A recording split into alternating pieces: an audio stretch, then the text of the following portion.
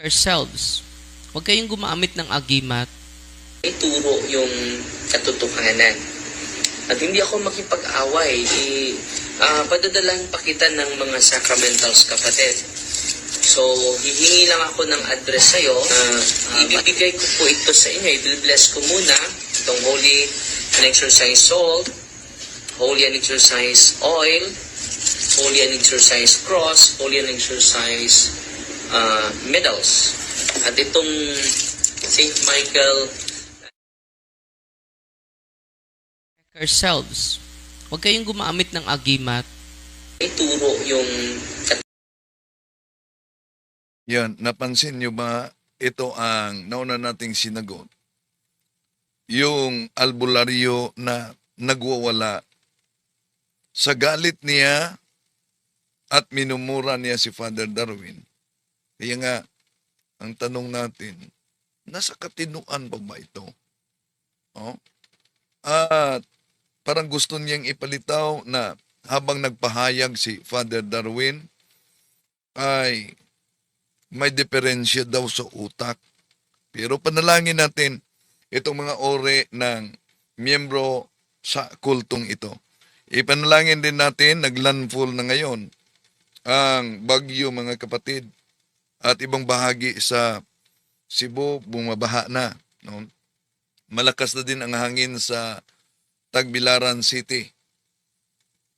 Batay sa na-monitor natin, patuloy natin ang pag-monitor kaugnay diyan. Pero sa pagkakataong ito, tatalakayin natin itong albularyong ito sa kaniyang grabe talaga. No? Ang tanong, batay sa mga lumabas sa kanyang bibig, kaninong alagad siya?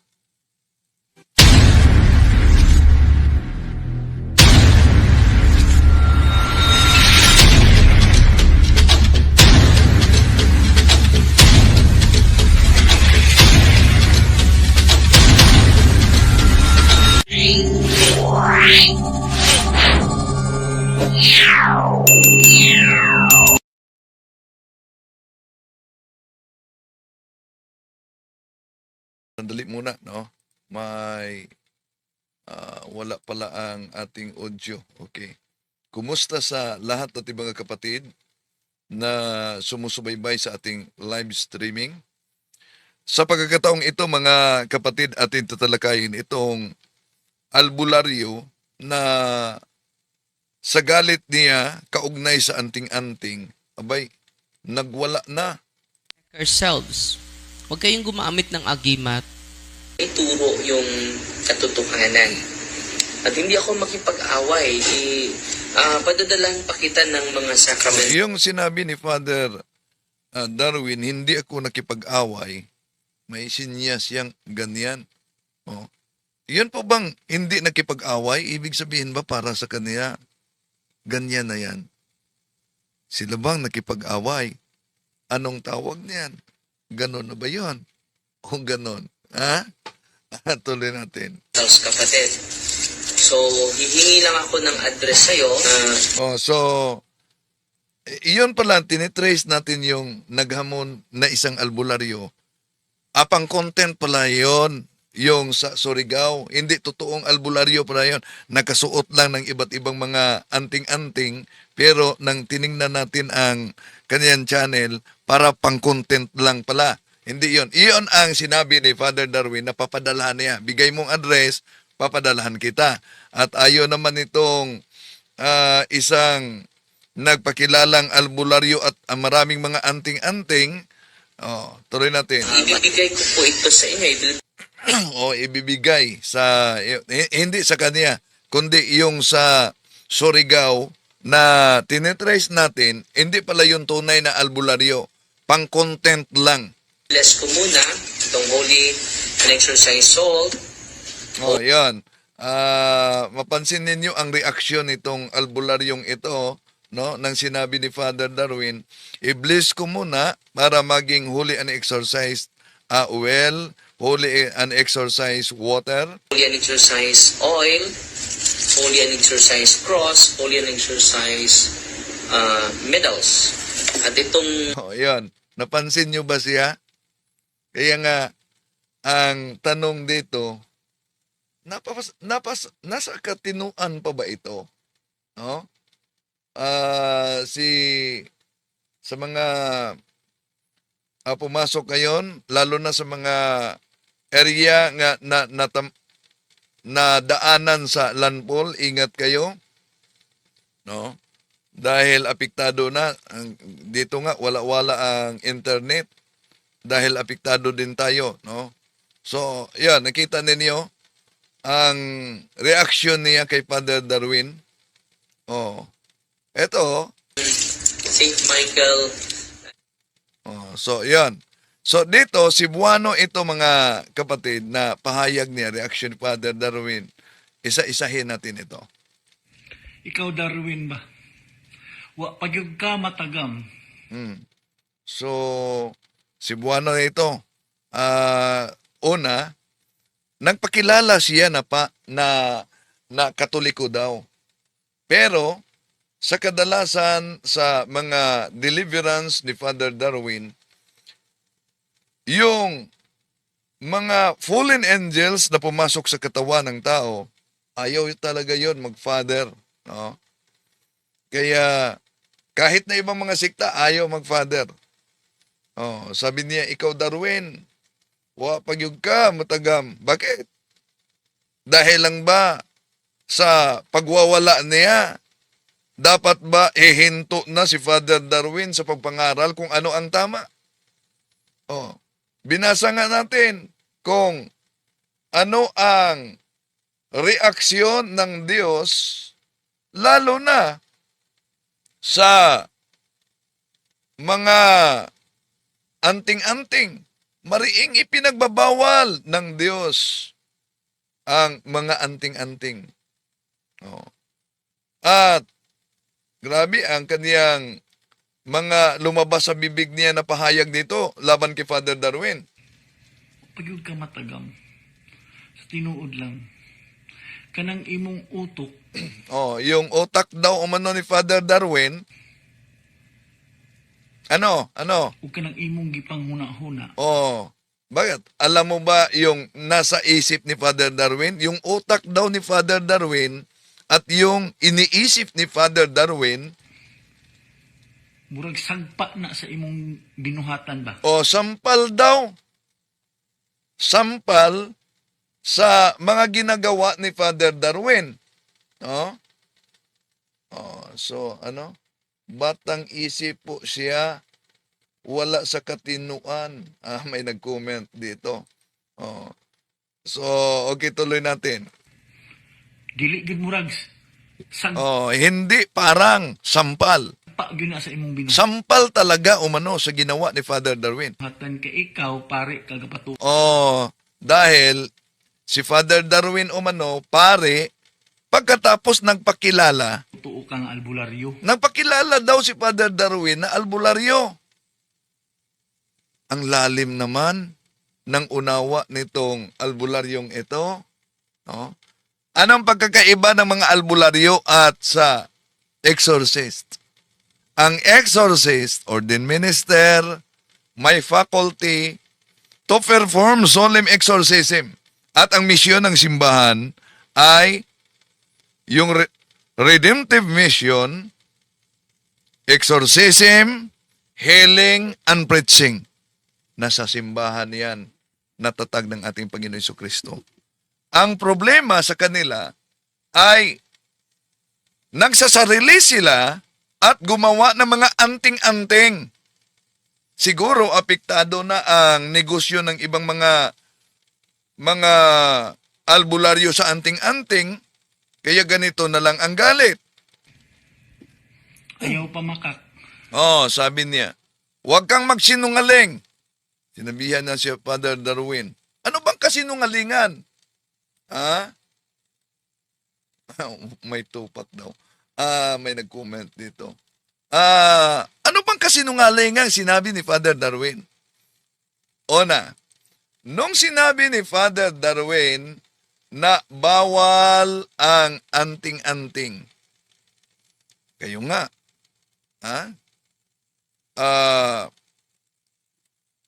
gumagamit kayo ng Biblia.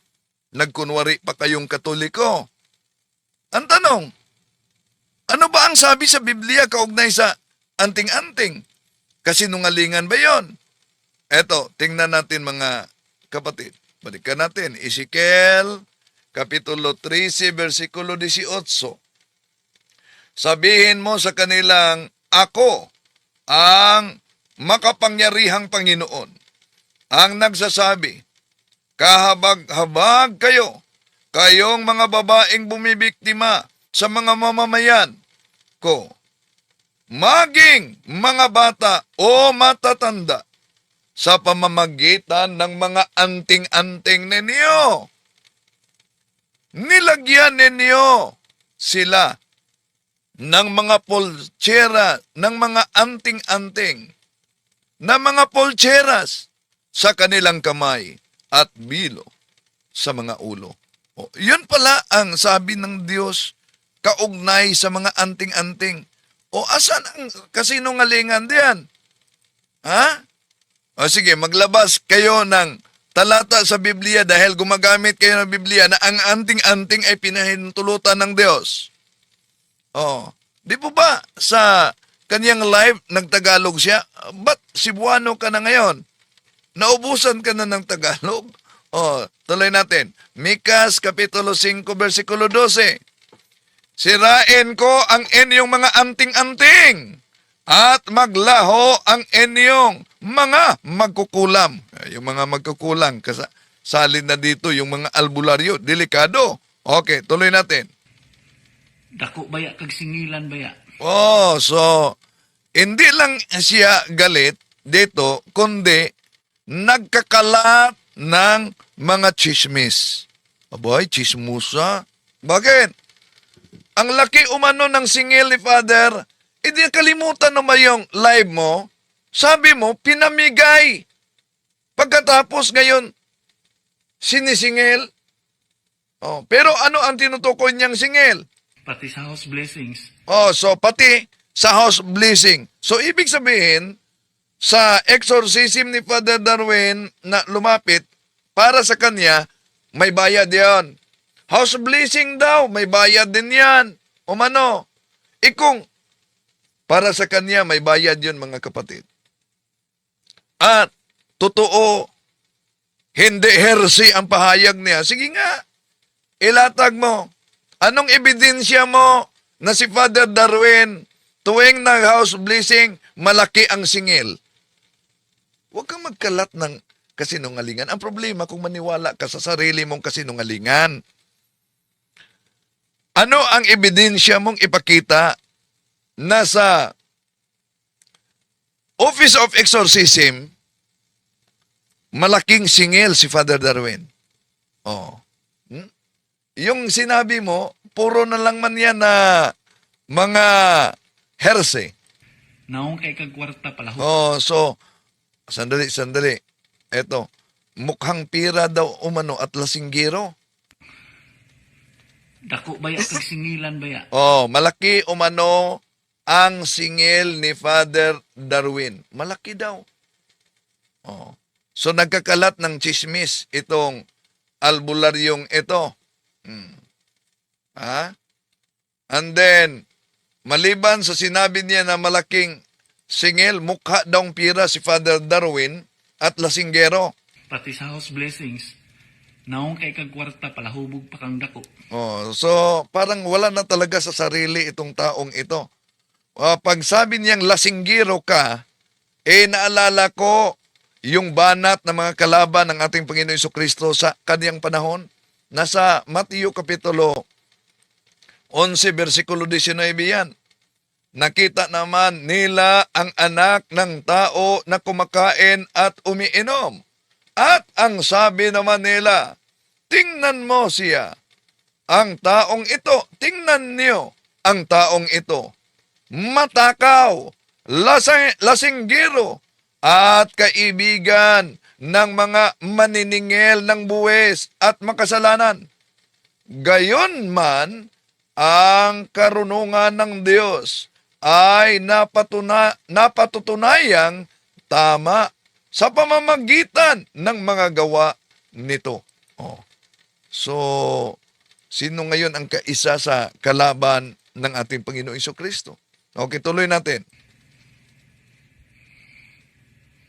Tripan pagini mo ng batanon. Oh, tinitripan daw umano ang batanon. Oh. Bakit? Yun bang pangaral ni Father Darwin na bawal ang pagpunta sa albularyo? Yun po ba'y tumutukoy lang sa mga batanon? Sa mga bata? Hindi. Ang dami nang matatanda na sumuko sa pagiging albularyo at nagpunta sa office ni Father Darwin. Pero kung gusto ka na mag-surrender, tatanggap din si Father Darwin tulad sa iyo na matanda, no? Punta ka doon. Nga way gibuhat daotan kundi ang mutabang. Oh, iyon daw umanong mga batang albularyo, walang ginawa na kasalanan, kundi ang pagtulong.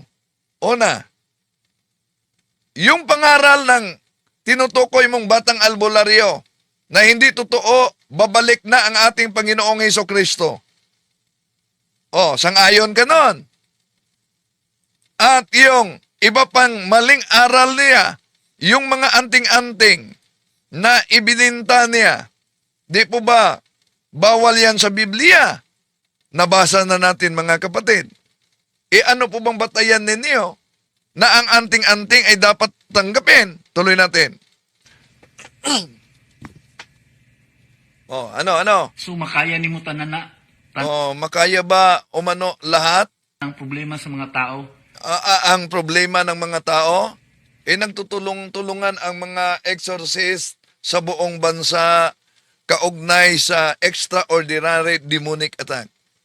Nagtulong-tulungan ang simbahan, ang mga exorcist, kaugnay sa mga anting-anting na isinuko sa simbahang Katoliko.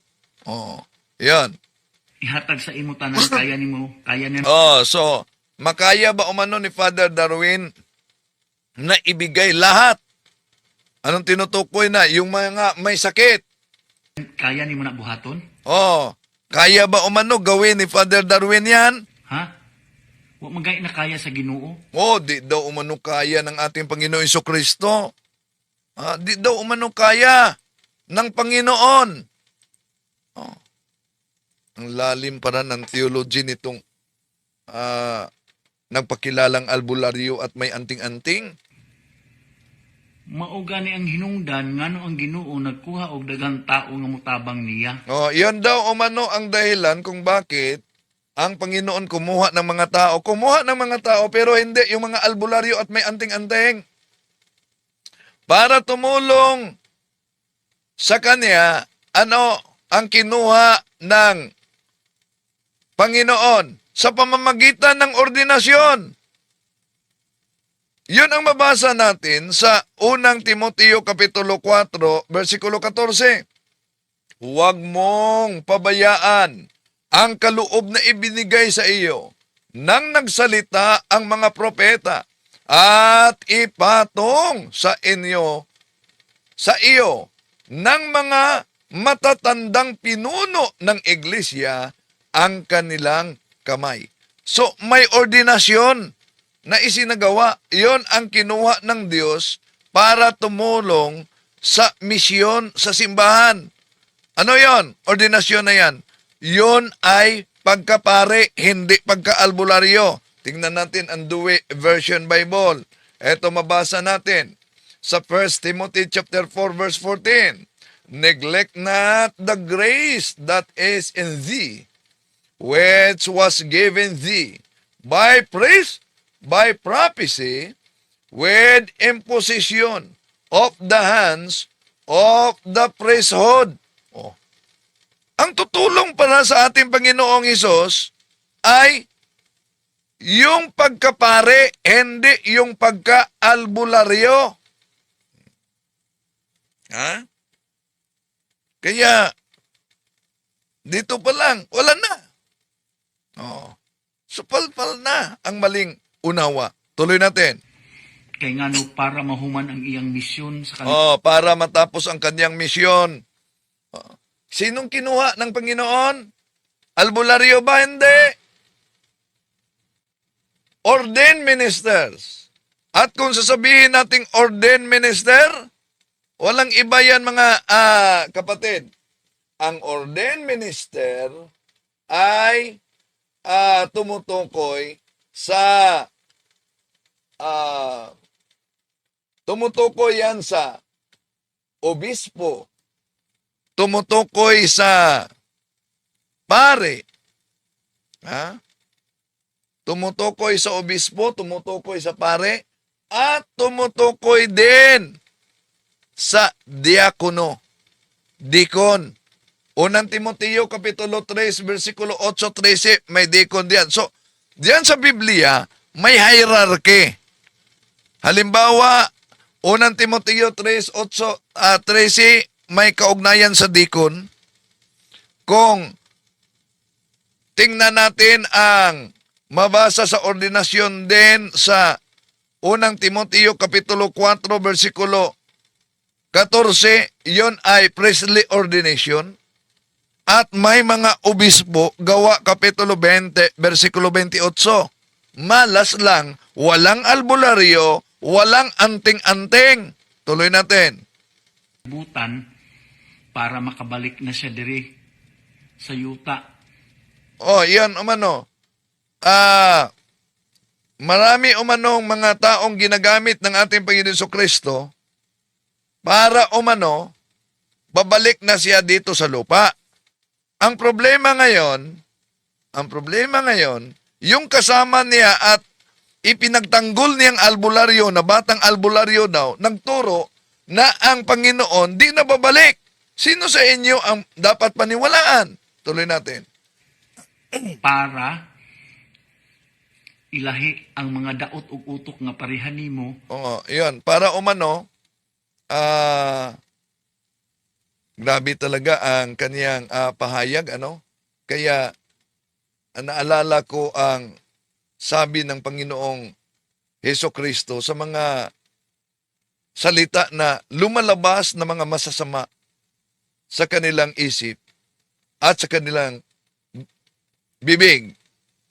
Yun daw umano ang tinatawag ng Panginoon na mga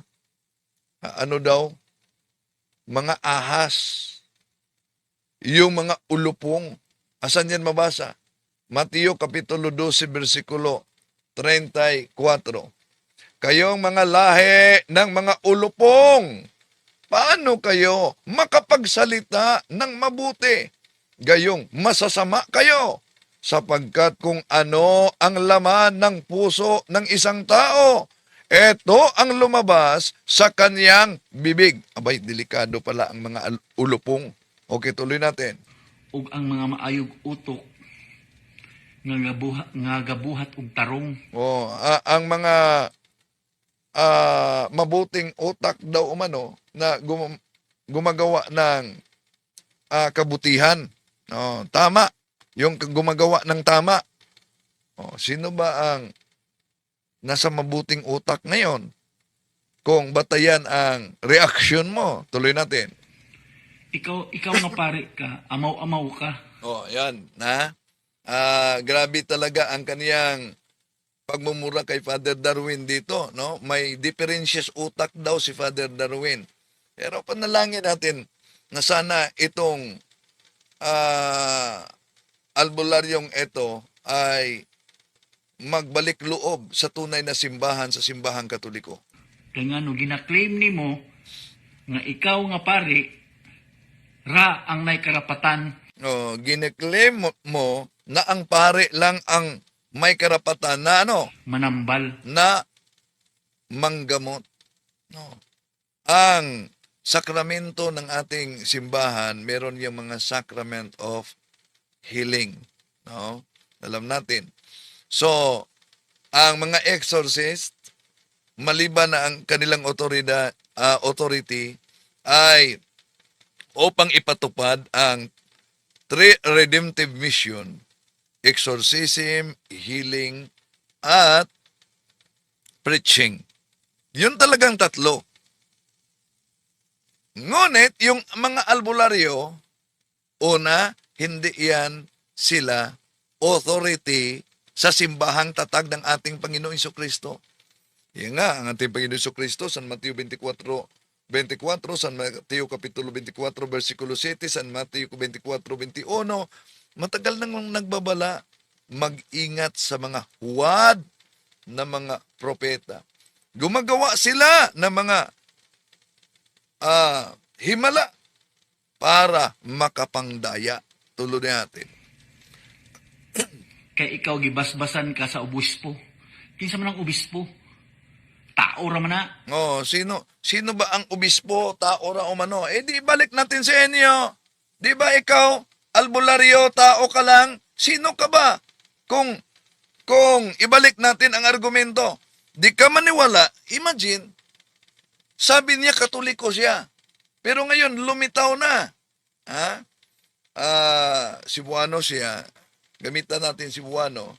Doy, kana bang ang itlog sa pato, lumluman gani na naa og manok, mapusa, kanang mga piso sa pato, magtuo na nga ang ilang inahan, ang manok, magkuyog-kuyog na, makakita gani na og tubig, mulutaw gyud ang pagkapato ana.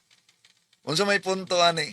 Ikaw nagpakilala ka na katoliko, pero batay mismo sa mga pahayag mo at mga pangit na salitang lumabas sa bibig mo, yan, lumabas talaga.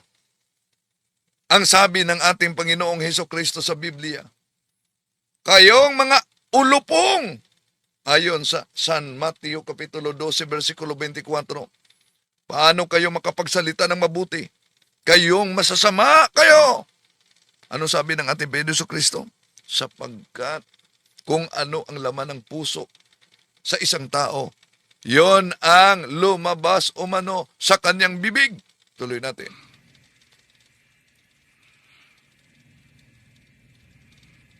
Ang mga albularyo sa unang panahon. Sandali muna.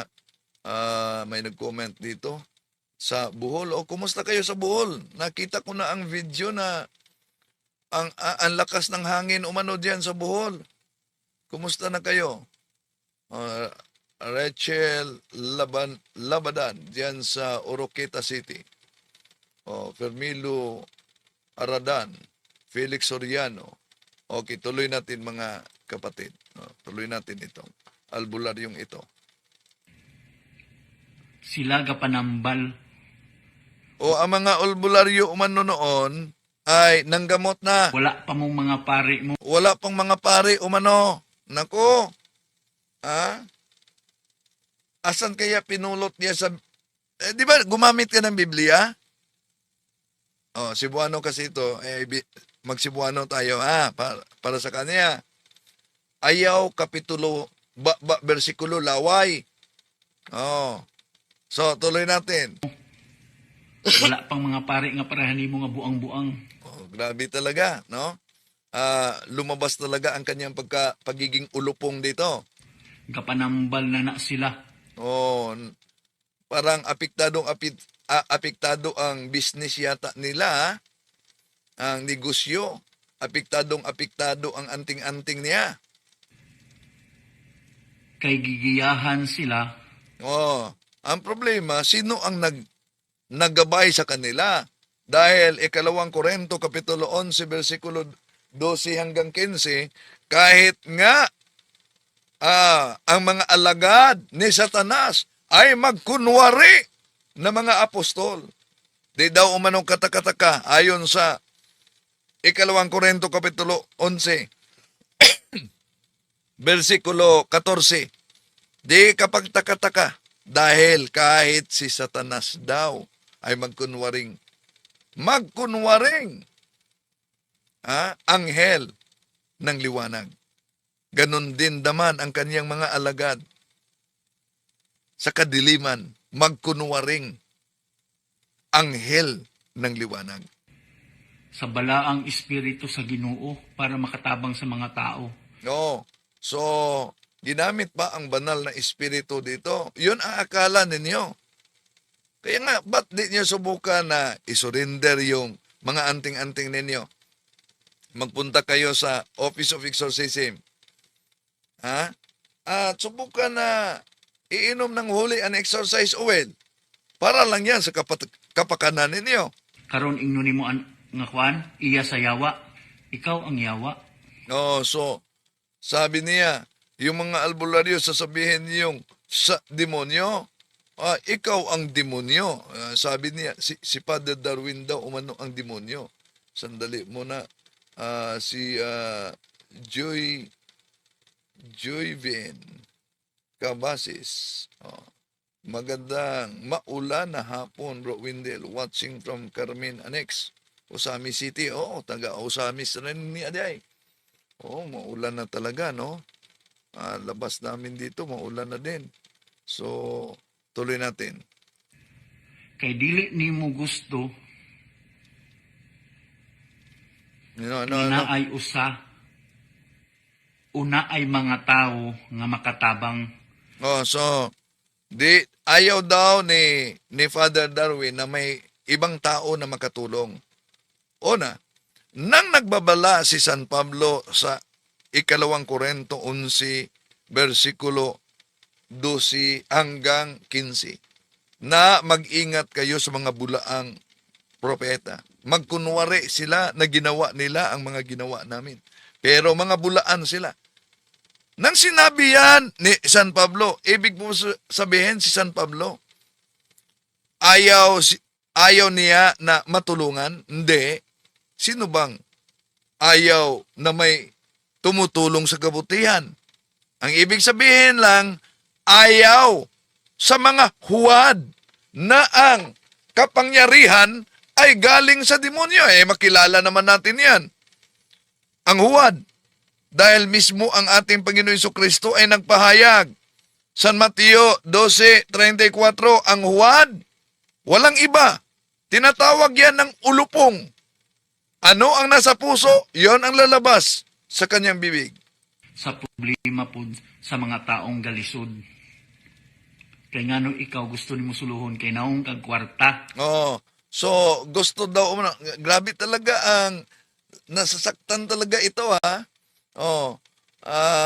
Sabi niya, grabe ang kaniyang atake kay Father Darwin. Gusto ni Father Darwin na isulo dahil mukha daw umano si Father Darwin na mukhang pera. Yan ang kaniyang pahayag. So, grabing galit. Siguro apektado na talaga itong modus niya. Patuto ka. Ang imong trabaho sa tinuod lang mugader og mga tao sa simbahan. Ano daw? Mugader ng mga tao simbahan. Hindi lang yan. Kundi ipangaral ang tama. Ayon sa Biblia, bawal ang anting-anting. Bakit kayo may anting-anting? Ha? Ibawal naman yan sa Biblia. Ang sa kanya, mga kapatid, si Father Darwin nga umano, namigay ng anting-anting, sacramentals yan. Ano po bang definisyon ng anting-anting? Ito ang definisyon ng anting-anting, tingnan niyo. Ang definisyon ng anting-anting ay tinatawag yan na often inscribed with a magic incantation. Yun palang magic incantation. Sa demonyo na yan. Tuloy natin. Og i-focus ang ilang pagtuo sa Ginoo. Yun. Yun ang ginawa ni Father Darwin. Na kahit albularyo mapokus ang tamang aral para sa Panginoon. Hindi para sa demonyo. Tuloy natin. Dili kay magpakaalbularyo ka. Ayan mali. Yung sabi niya na, si Father Darwin daw ay nagpakaalbularyo. Mali. No? Maling-mali. No? Sandali nag-activate si Nightbot diyan sa comment section. Mag-ingat kayo dahil pag may message na violation sa YouTube, i-delete yan ni Nightbot. Okay, tuloy natin. Kay ngano, naong mangkagkwarta. Yan, paulit-ulit niya na si Father Darwin mukha ng pira. Una, kung mukhang pira si Father Darwin, wala siyang napabahay. Kung mukhang pira si Father Darwin, wala siyang maraming mga scholars na nag-graduate na ang iba. Kung mukhang pira si Father Darwin, wala siyang maraming mga seminarians na nasuportahan ngayon. Pero, ang pahayag niya, pawang speculation. Wala namang batayan. Chismis. Ibig sabihin, chismusa ang pagpakalat niyan. Wa kay buot nga pagkapare sa tinuod. Yan. Lumabas na naman ang kanyang pagkaulupong dito. No? Na babala ng ating Panginoong Jesucristo sa 12:34 ng Mateo. Amaw-amaw ka. Grabe talaga pagkaulupong niya, no? Murag wala kami agi sa Teo ba? So bakit ikaw na grabe ang lumabas sa bibig mo, dumaan ka ba sa Teo? What is the definition of theology? Alam mo ba ang theology? Kung may background ka, yun bang lumabas sa bibig mo? May kaugnayan ba yan sa theology binanggit mo?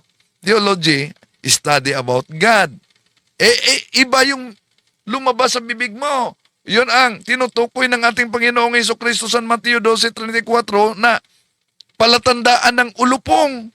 Okay, tuloy natin. Ambot Ambot lang daw umano. unsa nang giskwelahan nimo? Ikaw, anong pinag-aralan mo? Ba't mga palatandaan ng ulupong ang lumabas sa iyo? Sige. Kaugnay sa anting-anting. Asan sa Biblia? Na pinahintulot ang anting-anting. Asan? Aber? Wala. Okay, tuloy natin mga kapatid. Mura kag labaw pa nimo ang kanto boy. So, di niya napansin na sinabi niya dito na parang mas mahigit pa sa kantuboy si Father Darwin, ang kanyang ginagawa mismo, ang kanyang ginagawa, ang kanyang pahayag laban kay Father Darwin, lumabas sa kanyang sarili.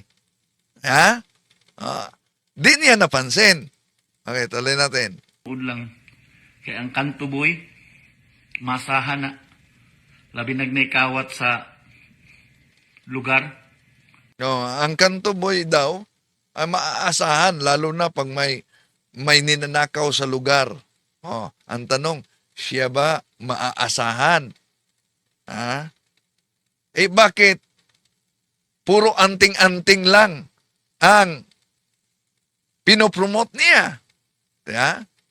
Na yung anting-anting, kung ating tingnan sa Biblia, delikado at galit ang Diyos kaugnay diyan. Sila ang una makareport sa mga kawatan. Sila pa gani makadakop. Ikaw pare ka, ikaw tana ang himuong. So, dito, gumawa siya ng ibang isyo. Gumawa siyang ibang isyo, parang, wala nang atang pagkakaiba sa mga nagpalabas ng mga fake news diyan sa social media. Ang mahimong Ano? Ano? Parang naghang siya. Galit talaga siya. example sa mga tao. Example. Para umano magiging example si Father Darwin. So, dito mga kapatid, makita ninyo ang galit talaga niya, no? So, sabi ni Jervin Rabubatan, the Bible verses against using amulet because they are considered a form of superstition and idolatry. Totoo naman yan. Ilang bisis natin yan binasa at dahil diyan, sabi dito, didiis, kibuloy, mabuti, kulong siya na walang piyansa. Okay, tuloy natin. Dili ka ikaw ang mag-una-una ug hatag og gubot. Si Father Darwin daw umano. Ang nag-una-una nga muhatag og gubot. Astilan. Lalimang kaingnan nimog gahom sa yawa. Tama ba na?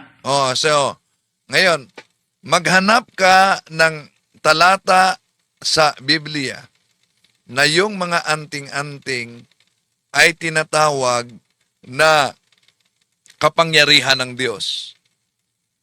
Anting-anting amulet. English amulet. Sa pamamagitan ng magic with a magic and incantation. Incantation, demonic na yan. Tingnan, ano bang ibig sabihin ng incantation kung punta tayo sa diksyonaryo? Di ba? Chanting or uttering of words, ginamit ang occultism niya. Purporting to have magical power. Diyan na ang occultism. Demonic yan. Sa Deuteronomio 18, 10-11, mga kapatid. Okay, tuloy natin. Basin ikaw ang yawa, snuod lang, kaulaw ka ra. Yun, galit na galit talaga siya. Si Father Darwin daw umano ang demonyo. Si Father Darwin daw ang demonyo. Kung tingnan natin ang nasa Biblia, malinaw mga kapatid, kaya, dito siya nagalit dahil mahilig siya ng anting-anting. Ingon dire sa Mika 5:12. Sisirain ko ang inyong mga anting-anting at maglalaho ang inyong mga mangkukulam. So, dito pa lang makita natin mga kapatid na bawal talaga sa Diyos ang mga anting-anting. Napakalinaw diyan na mariing ipinagbabawal ng Diyos ang anting-anting. Sa Deuteronomio Kapitulo 18, 11-13. Ito mabasa natin. O agimat ng anting-anting, o nagpagamit sa masasamang espiritu, o sa lamangkero. Ba't galit siya? Na ang mga anting-anting nagpagamit sa masasamang espiritu, gusto mo palitan mo yung Biblia. Ang linaw diyan, Eto, Deuteronomio 18, 11-13. O gumagamit ng mga anting-anting, o nagpapagamit sa masamang espiritu, o sa lamangkero, o sa mangguni, sa mga patay, sapagkat sino mang gumagawa ng mga bagay na ito ay karumaldumal sa Panginoon, at dahil sa mga karumaldumal na gawain, ito ay pinapalaya sila. Ito ay pinapalaya sila ng Panginoon mong Diyos sa harapan mo. Dapat kang manatiling walang kapintasan sa Panginoon mong Diyos. Malinaw yan mga kapatid. Tuloy natin. Pakaulaw ka rang pariakas nuod lang. Grabe talaga ang galit nitong albularyo, no? So, sabi dito, pariha daw umano sila ni Id Kalawag. Wa kay buot. No, so, diyan, di na natin ituloy yung iba pa dahil grabe talaga. Lumalabas ang kanyang pagka-ulupong dito. Kaya, kung tingnan natin sa Biblia, dalawang uri ang binanggit, lalo na sa Genesis 3:15. Yung salinlahi ng babae at yung salinlahi ng ahas. At yung salinlahi ng ahas, yun ang tinatawag ng ating Panginoong Hesus na ulupong. Kaya, ating ipanalangin na mas marami pa sanang mga ulupong ang makonvert pabalik sa salinlahi ng babae sa Genesis Kapitulo 3, versikulo 15. Sinagot lang natin itong nagwawalang albularyo, mga kapatid, dahil apektadong-apektado sa pangangaral ni Father Darwin ang kanyang anting-anting. Maraming salamat sa inyong pagsubaybay. Hanggang sa muli, ito inyong lingkod.